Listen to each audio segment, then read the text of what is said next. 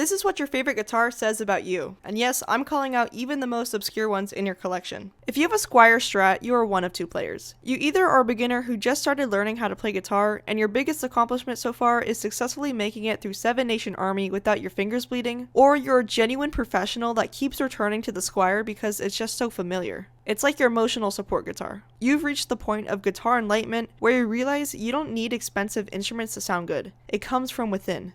Or you have no money left for a new guitar. If you have a Sunburst Les Paul Standard, you might be a boomer, or at least a boomer at heart. You've spent years and thousands of dollars trying to perfect your tone, but you still haven't realized that no amount of vintage humbuckers or boutique tube amps is going to fill the void. You've been stuck in pentatonic hell since 1983, but you call it playing with soul, so you don't have to admit that you've never learned a second scale. You're also the type to name your guitar something like Betsy, and refer to it exclusively with female pronouns, which is definitely a choice that makes everyone around you a little bit uncomfortable, but honestly, despite the midlife crisis aesthetic, you're usually the kindest person at the guitar store. For Telecasters, I feel like there's two types of players. Either you're this type, or you're this type. Telecaster players actually spent the time to learn music theory, and they have the ability to recognize intervals in their sleep. If you have a Telecaster, you love incorporating double stops into your solos, and you probably also play for your local church. Apart from the bassist, you're the most reliable person in the band, and the only one who actually read the group chat. If you're going to find any guitar in your attic, it's going to be the Yamaha F310. And if you're rocking one of these, you're probably going through the trenches of learning how to play the guitar. Or most likely relearning how to play the guitar. But I appreciate these people. Like, you're not trying to headline some big stadium. You just want to learn how to play Blackbird so you can impress your cousins when they come over for Christmas. If you have a Fender Acoustasonic, I feel like you have too many guitars. Like, at this point, you're just side questing through the entire Fender catalog because you've already bought every real guitar that they offer. And the crazy thing is that there is a small percentage of people out there who genuinely enjoy their Acoustasonic. But is it really the best of both worlds? Let's be so for real. This is like the guitar equivalent of buying a Cybertruck. If you have any of the guitars within the Ibanez AZ line, you're honestly kinda goated, and you probably have a guitar Instagram and YouTube channel where you post super impressive guitar playing with those aesthetic LED backgrounds and amazing sound quality, but for some reason your videos only get 36 views. If you have a white, pink, or blue Ibanez, you probably play a lot of neo soul, and if you have a black one, you play a lot of math rock. These people can also hybrid pick like crazy. You've probably spent more on your neural DSP setup than some people have spent on their first car, but hey, you got good tone, so I can't judge. If you have a Cordoba C5, you're likely a student under the age of 16. You either got this guitar on accident because you went out to buy your first ever acoustic, but you somehow ended up with a classical guitar, and you only realized it had nylon strings like 2 months into playing, or your guitar teacher recommended this one and you were forced into the world of classical guitar without your knowledge, and now you're spending every Saturday morning learning how to read sheet music and fighting your metal footstool that's definitely bent because you stupidly stood up on it one time. I feel like there's two types of people who own a PRS Custom 24. You either are annoyingly good at guitar, and I say annoyingly good because you kind of have an obnoxious personality, and you have to let everyone around you know that you play guitar, but people can't get mad at you because you're actually good. Or there's the nonchalant PRS owners where you're really good at guitar, but you literally don't tell anyone, and one day you post like a 45-second clip of the most fire neo-soul improv with the coolest jazz licks, and then proceed to never post it again. Just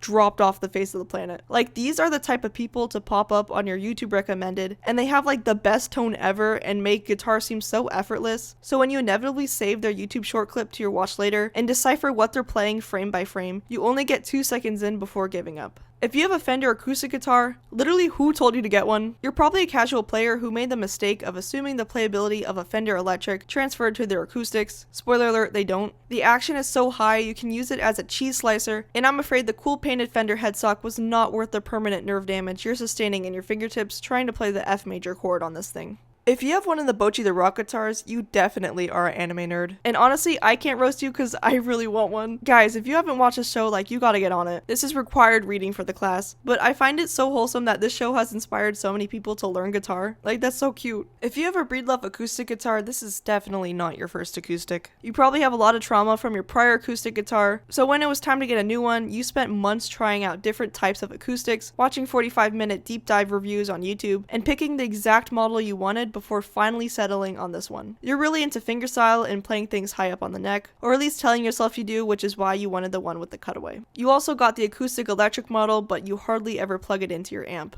but honestly this is a fire choice. If you have a Ernie Ball Music Man guitar, guitar is not just your hobby. It's probably your job, and it's definitely your life. You've reached a level of technical proficiency that is actually terrifying to the average person. These people are so low-key about their guitar skills, but I know for a fact they are practicing daily with a metronome and are very particular about which pick they like to use. If you have any one of those Amazon guitars, you are one of two people. You either are a girl that wanted an electric guitar for the aesthetic because you saw it on TikTok, and then when it arrived at your house, you immediately put stickers on it and played it for a week, but you realized it's hard to learn, so you learned one Arctic Monkey song and now it just collects dust in the corner of your bedroom. Or you're just a beginner looking for a cheap starter guitar and you're currently learning the hard way that you get exactly what you pay for. If you're brave enough to buy a guitar off Amazon, at least stick to the entry-level brands that you actually recognize. You gotta be super careful with the cheap mystery brands with 5-star bot reviews. If you have the PRS John Mayer Silver Sky, you are genuinely obsessed with over-exaggerated string bends. Like, don't get me wrong, I love a good dramatic string bend here or there, but you are constantly bending like every single note, like your life depends on it, to the point that it makes even non-guitarists concerned, especially with the face that you're making while doing that. I don't know if you're just trying to channel the energy of John Mayer or what, but like you can do slides too, like that's allowed. If you have a Gretsch White Falcon, then what are you doing on my video? Like, you should be out spending time on your yacht or flying first class to Switzerland right now. Let's be so real, you bought this guitar for its looks. And that is so valid. And you best believe I would do the exact same if I had the opportunity. You can play some cool jazz stuff, but your skill will never live up to the beauty of this guitar. So you always feel inferior. But damn, that guitar is pretty. If you have a Fender ukulele, you should also be with the White Falcon owner on their way to Switzerland. These things are so expensive for no reason, but you definitely are a guitar player that just wants a little baby Fender Telecaster ukulele, which is so real. But like, these people probably have insane instrument collections. If you have one of those no-name $20 ukuleles that you don't remember how you got, you likely are no older than 12 years old, and you literally abuse this thing. You use this ukulele for everything but music. You throw it on the hardwood floor, you hit your siblings with it, and at this point it's your dog's favorite chew toy. Your parents probably confiscated it from you because it caused so much auditory trauma and property damage, but you always somehow find where they hit it, and the cycle of violence begins once again. If you have an expensive classical guitar, we're talking handmade Luthier build with a French polished cedar top and lattice bracing, you are the ultimate music theory nerd. You saved up for years to buy this instrument, and now that it's here, you treat it better than your firstborn child. You've got a dedicated humidifier for it in your room, and you probably never even touch it without washing your hands first. But honestly, I get it. Like, the intonation is so good, the action is perfect, the projection is so loud. Just make sure you don't tell people how much you spent on it. If you have a Jackson Dinky, you're a 13-year-old boy who refuses to use anything other than the highest possible setting of distortion on your 10-watt practice amp. Your guitar is perpetually out of tune, but you're too busy trying to learn Master of Puppets to even notice. This is truly the classic origin story for every metal guitarist. If you have a Squire Bass, you are one of two people. You either are a guitarist who was forced to fill in for the bassist one time, and so you grabbed the cheapest thing you could find, and then now you play it like once every 2 years, or you're a super talented bassist who always comes back to the Squire because of its familiarity, and honestly the tone is really good on this one specific bass for some reason. It's also got a ton of scratches and dings on it from being your reliable workhorse for many years, but I think that only makes it sound even better.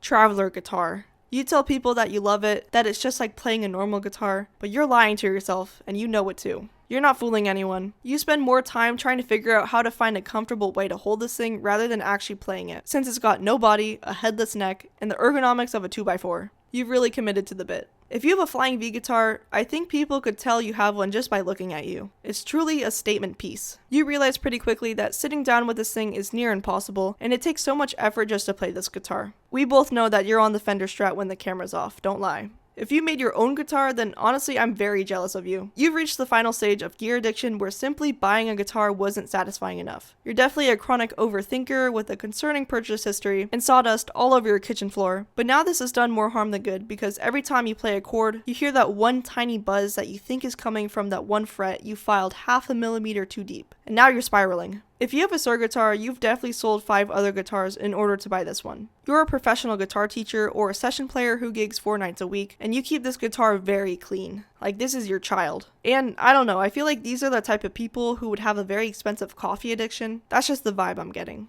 Finally, if you have a Hello Kitty guitar, you are either a literal 9-year-old or you are a 30-year-old man. Like absolute shredder, like guitar final boss type. There is zero in between. And regardless of who it is, one has nothing to lose and the other has nothing left to prove, so don't mess with the Hello Kitty guitarists. If your guitar wasn't in this video, then tell me which ones I missed. Also, take everything that I say with a grain of salt. I don't want to offend anyone, but I guess if you were offended, then let's take it to the comments. If you just started learning guitar and want some free help, or I don't know, you just want to yap about music, I just launched a little Discord server, so you can go check that out. I probably spammed the link like everywhere down below. Also, I think I'm late to the trend, but I found out that YouTube has this new hype button feature, and it's supposed to help smaller channels boost their videos, so if you want to help me out, you can just click that button. Thank you. And one last thing, the support on this channel has actually been insane. Like, I can't believe I've got almost 4,000 subscribers at the time I'm recording this. That is so wild. Like, I don't know, I wasn't expecting all this, and especially this quickly. So thank you all very much. Special shout out to BananaMan9931 for being my first ever YouTube member. I really do appreciate you guys helping out the channel. Alright, thanks for watching guys. I'll see you in the next one.